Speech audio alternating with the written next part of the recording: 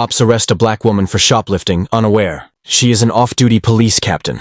They thought she was just another black woman caught stealing jewelry. Handcuffed in front of strangers, accused like a criminal. The crowd whispered. Phones recorded, and the cops smirked, sure they had caught their thief. But within minutes, the ground beneath them would crack. Because this wasn't just any woman. She was a decorated off-duty police captain. What happens when justice itself arrests justice? This story will stun you, challenge you, and make you rethink everything you believe about power, prejudice, and truth. The day had started like any other in the quiet suburban town. The air was heavy with the faint scent of asphalt and cut grass. The streets were alive with the weekend rush of families, shoppers, and teenagers drifting in and out of storefronts. Yet by late afternoon, it would become the stage for a public spectacle that none present would ever forget. The cameras of bystanders were already raised, anticipating drama. And the whispers had already begun when a pair of patrol cars screeched to a halt outside the shopping plaza. Officers poured out in crisp blue uniforms, each face taut with purpose, as if they were about to collar a dangerous fugitive. And in the middle of it all stood a tall black woman in a plain green t-shirt and khaki trousers, her eyes wide in disbelief as she found herself suddenly surrounded.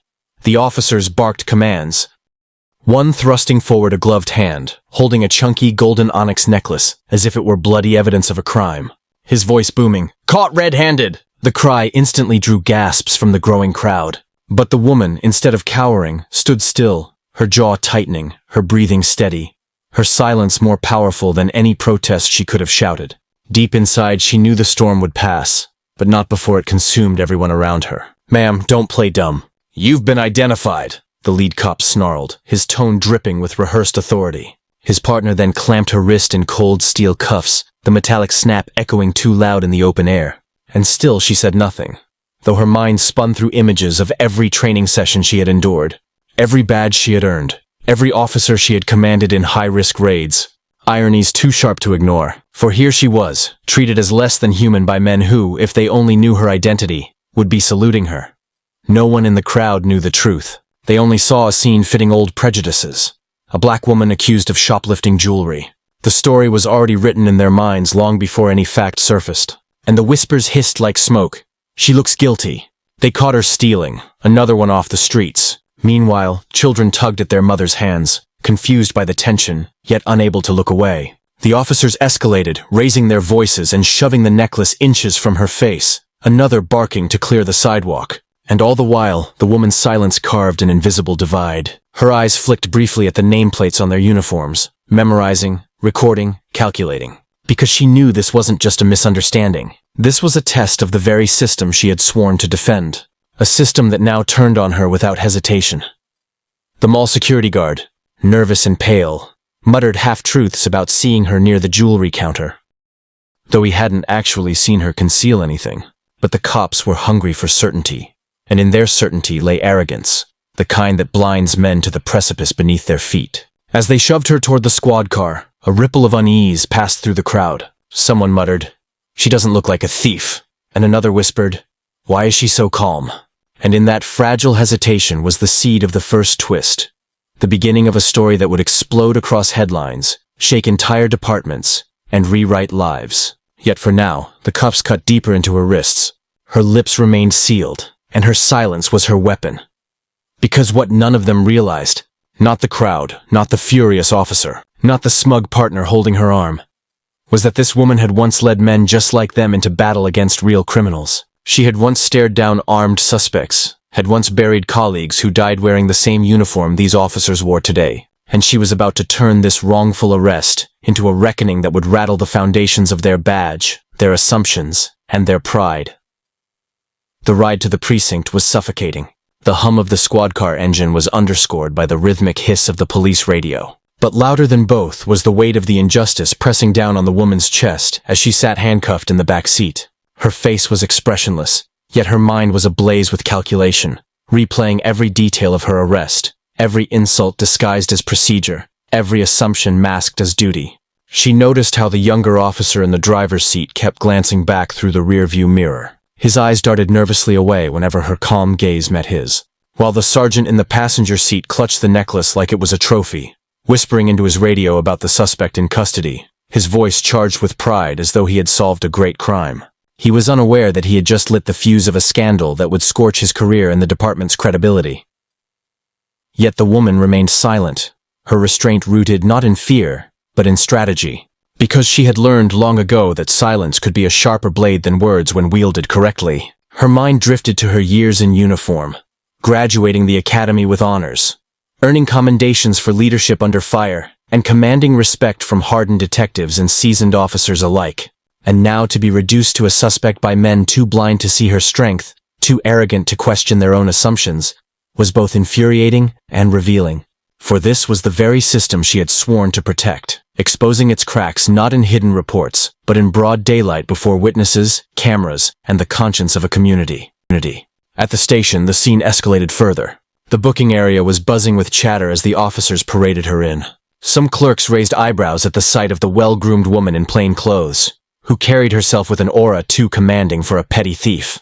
While the sergeant barked orders to process her quickly, his chest puffed with self-righteous conviction, oblivious to the uncomfortable glances exchanged by a few younger officers who sensed something was off. Fingerprints, photographs, property checks, all routine humiliations were carried out, and still she kept her silence, letting the moment stretch until the tension itself began to suffocate the room. Her stillness was unsettling them more than anger ever could. An officer, hesitant, finally asked, "Do you have anything you want to say in your defense?" But she only fixed him with a steady stare that seemed to peel back his layers of certainty, and he quickly looked away, scribbling nonsense into his report to mask his unease. As hours passed and the paperwork dragged on, murmurs began circulating through the station, rumors that the suspect resembled someone important, that her posture was too disciplined, her composure too unbreakable. And the whispers grew louder when she subtly mentioned a name during a routine question. The name of the precinct captain of another district, a man who owed her his life from a joint operation years ago, though she didn't elaborate. She let the name hang like a shadow over the room, seeding doubt and suspicion among the officers. The sergeant dismissed it as a bluff, but his voice trembled just enough to betray the first crack in his confidence. And soon, more officers began checking databases, cross-referencing photos, stumbling upon fragments of a resume too impressive to belong to any shoplifter. The revelation spread like wildfire behind closed doors. Yet no one dared confront it outright, the tension thickening as the woman remained unyielding. Her silence dared them to uncover the truth on their own, her presence turning the precinct into a mirror that reflected their bias, their haste, their folly. Outside, the story had already begun to seep into the public sphere. Videos of her arrest were circulating online, social media was buzzing with outrage, hashtags were forming, and activists were demanding answers. Local reporters were calling for statements. What had started as a routine collar was spiraling into a crisis. The woman at the center of it all was unmoved, her every breath deliberate, her every glance calculated, because she knew the storm was only beginning. And the real battle wasn't about her arrest, but about what it revealed, about the deep prejudice woven into the very fabric of the badge she once carried with pride. And as the night deepened, she whispered her first words since the ordeal began. Not a plea, not an explanation, but a simple command spoken to the officer tasked with her file. "Call the chief."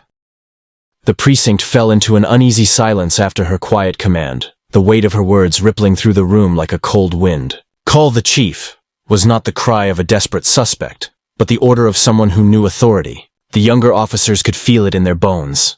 The sergeant scoffed loudly, trying to reassert control, barking that no chief would waste time on a shoplifter. Yet his confidence had already cracked, and the woman's calm gaze made him falter in front of his men. Moments later, a ripple of whispers confirmed what some had feared. The chief was on his way, summoned not by the woman's words alone, but by the background checks quietly running through the system, which had already begun to reveal fragments of her decorated record. Fragments that no amount of denial could erase. When the chief arrived, flanked by senior officers, the station stiffened into attention.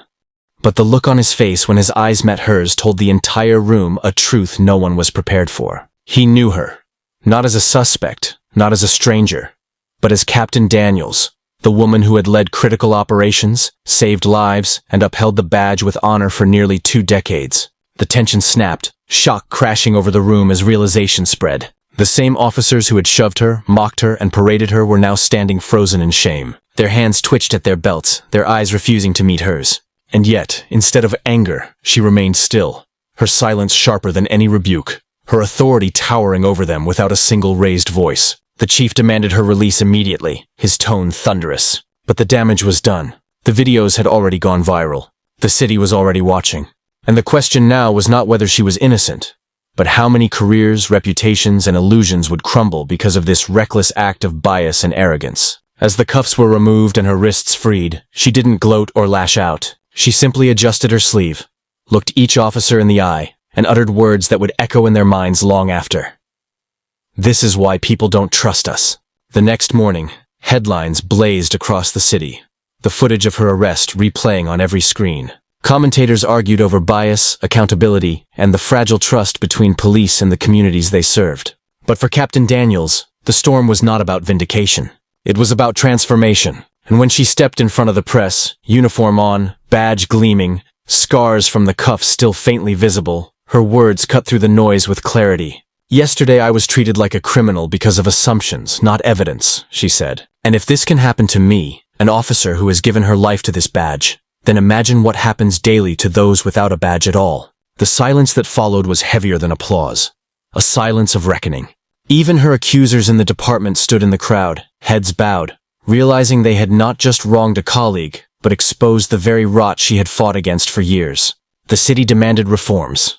The chief announced an internal investigation, and while careers quietly crumbled, Daniels chose not revenge, but resolve, vowing to use her platform to fight for those unheard, unseen, and unjustly judged. Because this was bigger than her. It was about a system that needed to be rebuilt from its very foundation. And as she walked away from the cameras, shoulders squared, the same calm silence that had once unsettled the arresting officers now radiated as strength. A quiet promise that justice, no matter how delayed, would not be denied.